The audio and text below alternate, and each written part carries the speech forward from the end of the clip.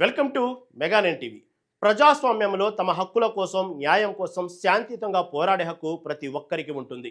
Neat కుంభకోణంపై cockroach Janata party చేసిన ఆందోళనల వెనుక లక్షలాది మంది అమాయక విద్యార్థుల భవిష్యత్తు దాగి ఉంది. కానీ ఈ ఉద్యమాన్ని హైజాక్ చేసి దేశ రాజధానిలో భారీ మారణ హోమం సృష్టించడానికి కొన్ని అదృశ్య శక్తులు ప్రయత్నించాయన్న విషయం తాజాగా ఇంటెలిజెన్స్ వర్గాల విచారణలో బయటపడింది. ఈ ఆందోళనల్లో కరుడుగట్టిన నేరగాళ్లు కూడా భారీగా పాల్గొన్నారని కేంద్ర ప్రభుత్వం అనుమానిస్తుంది. కాక్రోచ్ జనతా పార్టీ ఆందోళనల్లో వీరు కూడా భాగస్వాములై భారీ విధ్వంసం సృష్టించడానికి ప్రయత్నించాయని నిఘా వర్గాలు గుర్తించాయి. వీరికి పార్టీతో సంబంధం ఉందా, లేక వేరే ఉద్దేశంతో చొరబడ్డారా అన్నది ఇప్పుడు అది పెద్ద ప్రశ్నగా మారింది.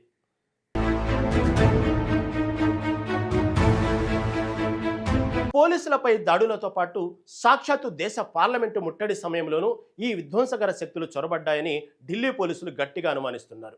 ఈ కుట్రను ఛేదించడానికి ఆందోళనల సందర్భంగా రికార్డైన వందలాది సీసీటీవీ దృశ్యాలతో పాటు పలు టీవీ ఛానళ్ల నుంచి ఫుటేజ్ని తీసుకుని పోలీసులు తీవ్రంగా పరిశీలించారు. ఇక్కడే పోలీసులకు కళ్ళు బైర్లు కమ్మే నిజాలు తెలిసాయి. ఆ ఫుటేజ్లను ఫేషియల్ రికగ్నిషన్ ద్వారా స్కాన్ చేయగా కాక్రోచ్ జనతా పార్టీ ఆందోళనలో దాదాపు 3,000 మంది వరకు నేరగాళ్లు పాల్గొన్నట్లు ఢిల్లీ పోలీసులు గుర్తించారు. ఖచ్చితంగా చెప్పాలంటే ఏకంగా 2,873 మందికి పక్కా క్రిమినల్ హిస్టరీ ఉన్నట్లు పోలీసులు నిర్ధారించారు. వీరిలో 989 మందిపై హత్య, అత్యాచారం, కిడ్నాపు, దోపిడీ, పోక్సో చట్టం కింద నమోదైన కేసులతో సహా పలు తీవ్రమైన నేర చరిత్ర ఉన్నట్లు పోలీసులు వర్గాలు తెలిపాయి. ఇందులో 101 మంది హత్య కేసులో, 284 మంది దొంగతనం కేసుల్లో, మహిళలు, చిన్నపిల్లలపై లైంగిక వేధింపుల కేసులో నిందితులుగా ఉన్న 92 మంది పాల్గొన్నారని పోలీసులు వెల్లడించారు. అసలు ఇంతమంది క్రిమినల్స్ ఒకేసారి జంతర్ మంతర్ వద్దకు ఎందుకు వచ్చారు? వీరికి కాక్రోచ్ జనతా పార్టీకి ఎటువంటి సంబంధం లేకపోయినా కేంద్ర ప్రభుత్వాన్ని ఇరకాటంలోకి నెట్టాలన్న ఒకే ఒక్క కుట్రపూరిత ప్రయత్నంలోనే వీరు విద్యార్థుల గుంపులోకి ప్రవేశించినట్లు దర్యాప్తు సంస్థలకు అనుమానాలు కలుగుతున్నాయి. శాంతియుతంగా జరగాల్సిన ఈ ఉద్యమంలో వీరు ఉద్దేశపూర్వకంగానే విధ్వంసం సృష్టించారని నిఘా వర్గాల సమాచారం. వీరి రెచ్చగొట్టే చర్యల వల్లే జంతర్ మంతర్లో జరిగిన దాడుల్లో దాదాపు 200 మందికి పైగా ఢిల్లీ పోలీసులు తీవ్రంగా గాయపడ్డారు. విద్యార్థుల ముసుగుల్లో రాళ్లు రువ్వడం, ప్రభుత్వ ఆస్తులను ధ్వంసం చేయడం వెనుక అతిపెద్ద స్కెచ్ ఉందని అధికారులు భావిస్తున్నారు.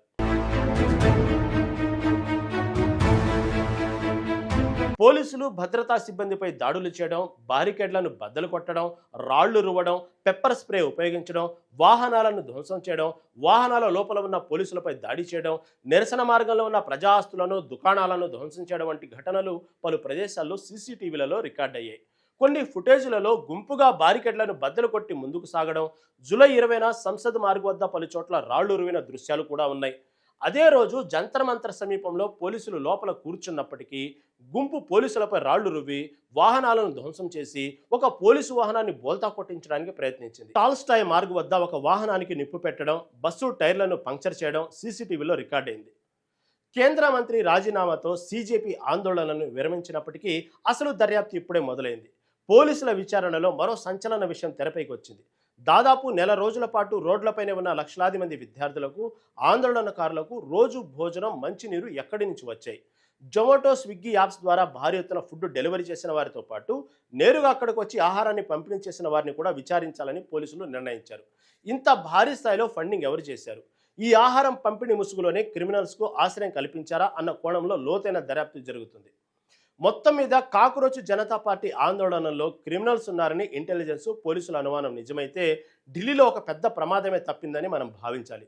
ఒకవేళ ఆ 2,873 మంది నేరగాళ్లు పార్లమెంటు వైపు చొచ్చుకుపోయి ఉంటే పరిస్థితి ఊహించడానికి కూడా భయంగా ఉంటుంది. త్వరలోనే ఈ కుట్రదారుల ముసుగును తొలగించి అసలు సూత్రధారులను కటకటాల్లోకి నెడతామని పోలీసులు స్పష్టం చేస్తున్నారు.